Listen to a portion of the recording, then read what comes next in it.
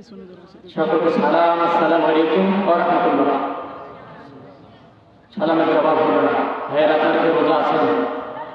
রোজা আপনার কবরে, আপনারা কই আছেন? কবরে আছেন না জান্নাতের বাগানে আছেন? আর কথা হয় না কেন? জান্নাতের বাগানে। জান্নাতি লোকের শক্তি কম হয় না বেশি হয়? কথা বলেন। আজকের এই মাহফিলটা আপনার জীবনের শেষ মাহফিল হতে পারে, কথা বলেন ঠিক না বেঠিক? বাবার বেটার মতন আওয়াজ দেবেন ইনশাআল্লাহ। নাস্তিকরা তাহলে এই বাংলা ছেড়ে ভারত পালিয়ে যাবে, কথা বলেন ঠিক না বেঠিক? তা আমি সালাম দিচ্ছি, আপনারা জবাব দিবেন। সালাম দেওয়া সুন্নাত, জবাব দেওয়া ওয়াজিব। একবার যদি ওয়াজিবের খেলাফ হয়, বিশ্বনবী জনাবে মুহাম্মদুর রাসূলুল্লাহ সাল্লাল্লাহু আলাইহি সাল্লাম বলেছেন তাকে কমসে কম ৭,৫০০ বছর জাহান্নাম থাকতে হবে। হাদিস দ্বারা এটা বুঝিয়েছে। এজন্য আমি বলি অবশ্যই করে আপনারা সালামের জবাব দেবেন। আমি আবার সালাম দিচ্ছি, ভূমিকা ছাড়াই আলোচনা শুরু করবো আমি ইনশাআল্লাহ। সকলকে সালাম, আসসালামু আলাইকুম ওয়া রাহমাতুল্লাহ। নাহমাদুহু ওয়া নুসাল্লি আলা রাসূলিল কারীম, আম্মা বা'দ। ফাআউযু বিল্লাহি মিনাশ শাইতানির রাজীম। বিসমিল্লাহির রাহমানির রাহিম। ইন্নাল্লাযীনা আমানু ওয়া আমিলুস সালিহাতি কানাত লাহুম জান্নাতুল ফিরদাউসি নুজুলা।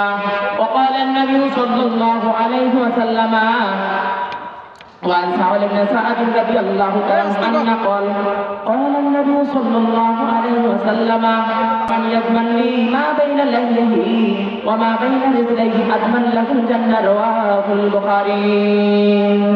إن الله وملائكته يصلون على النبي يا أيها الذين آمنوا صلوا عليه وسلموا تسليما. اللهم سيدنا مولانا محمد وعلى آله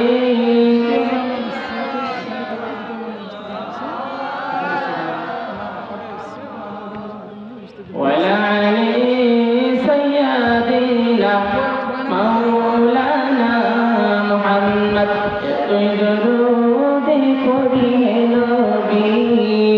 মনের তৃপ্তি মেটে না, এতই দরদ পড়ে রাসূল। মনের তৃপ্তি মেটে না, মন গেলে দিও দেখা, হাসরে দিও দেখা, এই তো মনের আনাদোলায়। আল্লাহুম্মা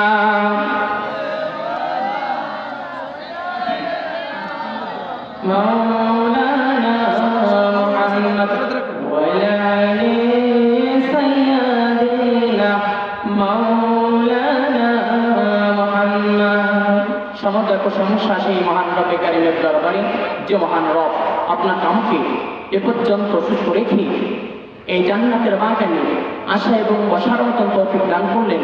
সেই মালিকের দরবারে সবাই একবার উচ্চ আওয়াজে বলেন না সুবহানাল্লাহ।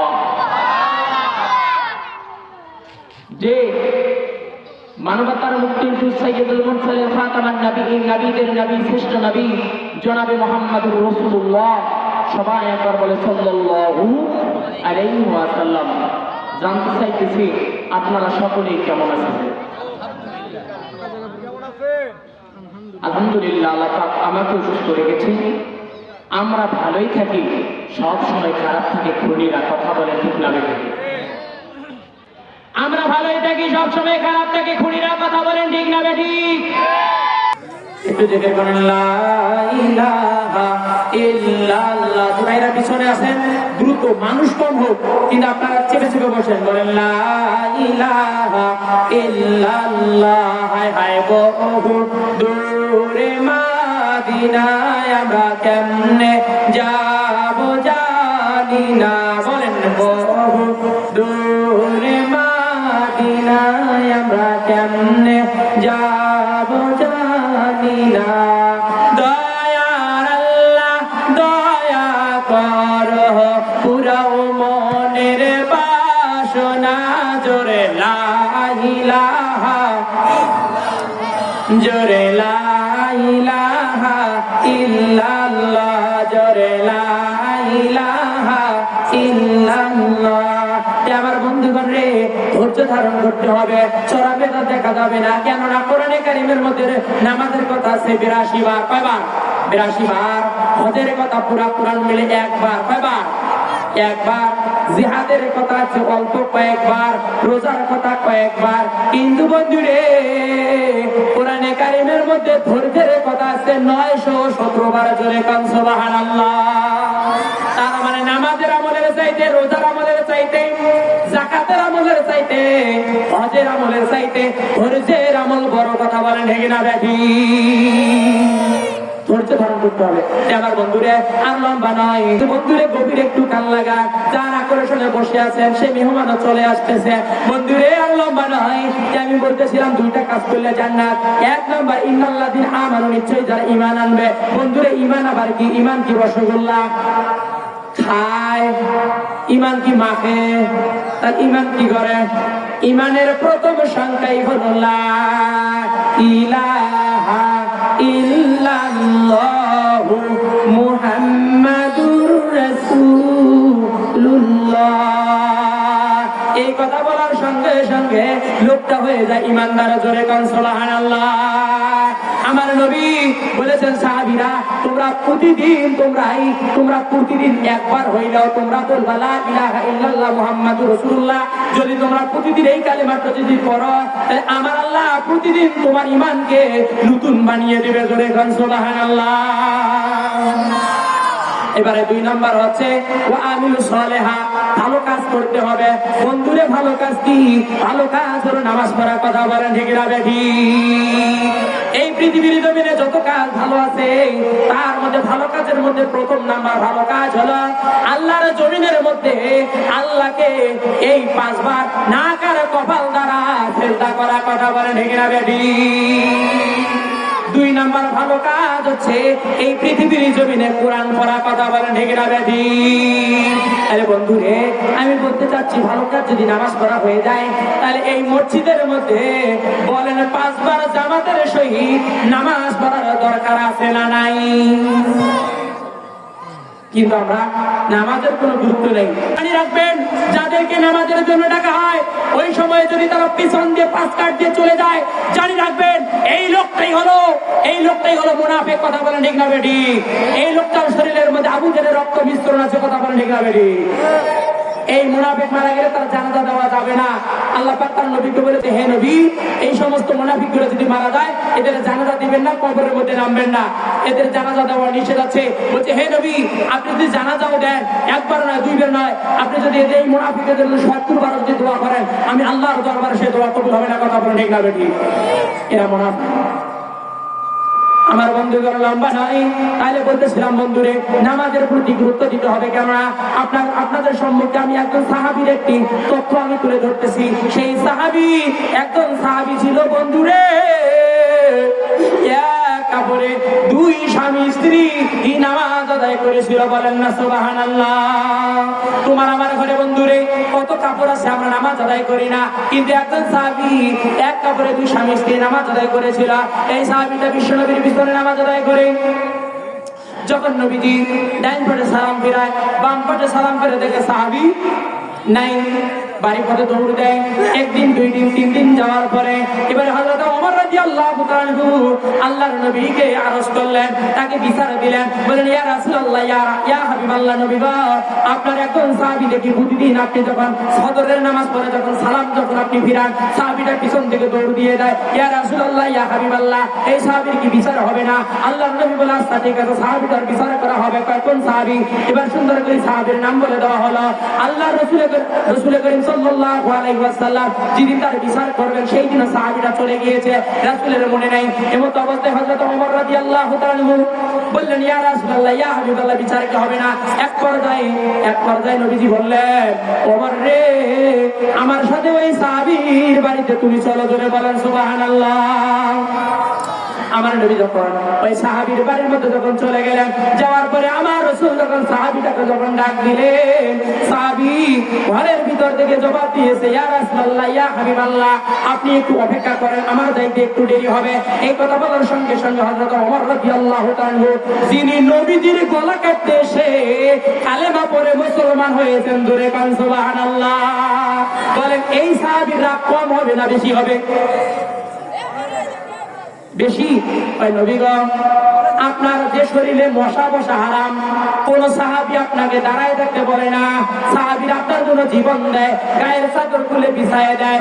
এই সাহাবী বলতেছে আপনাকে দাঁড়ায় থাকতে হবে। ইয়া রাসূলুল্লাহ, ইয়া হাবিবাল্লাহ, আপনি একটু অনুমতি দেন নবী গো, এই সাহাবীকে আমি ঘরের ভিতর থেকে ধরে আনবো। বলেন না আল্লাহু আকবার।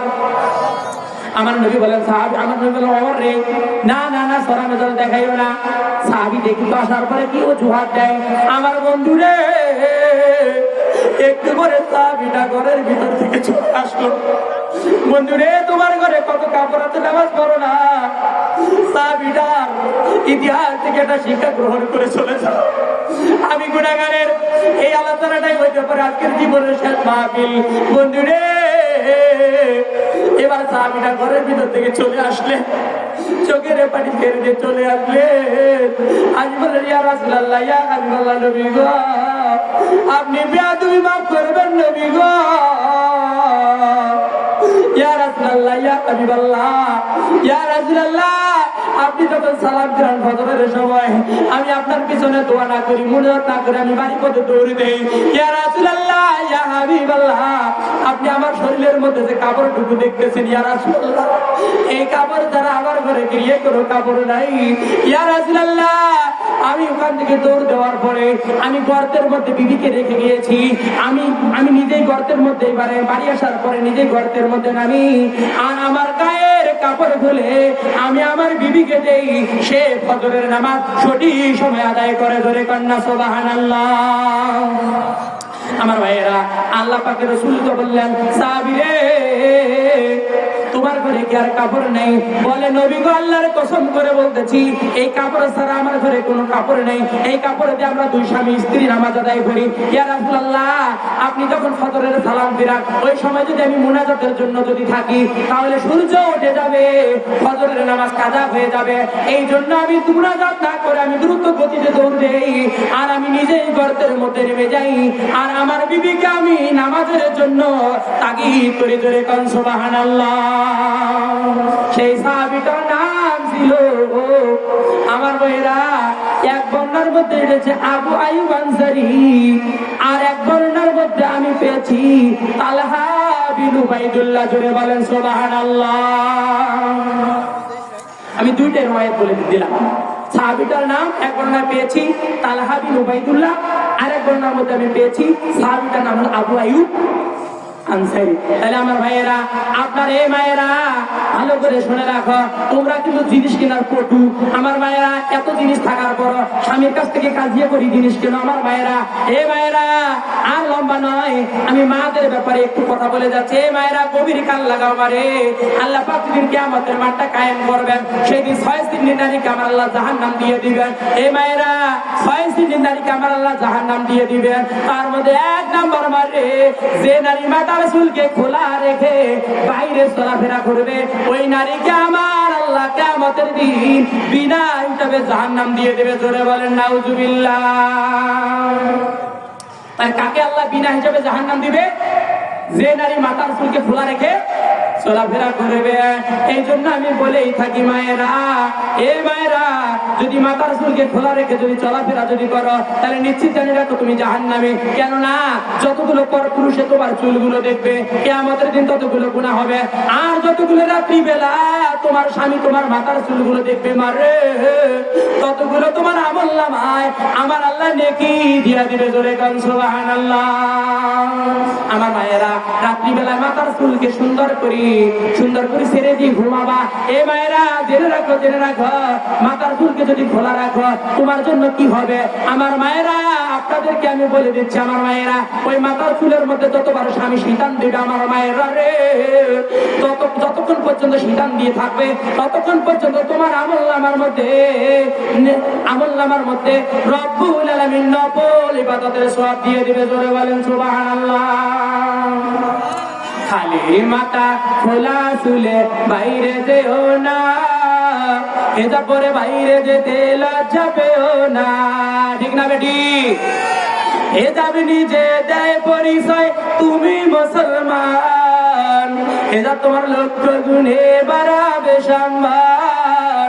এবার তোমার লক্ষ গুণে বাড়াবে সম্মান। এই কপালে ঈদ করো না আর, কপাল যেন সিজদা করে আল্লাহ তাআলার।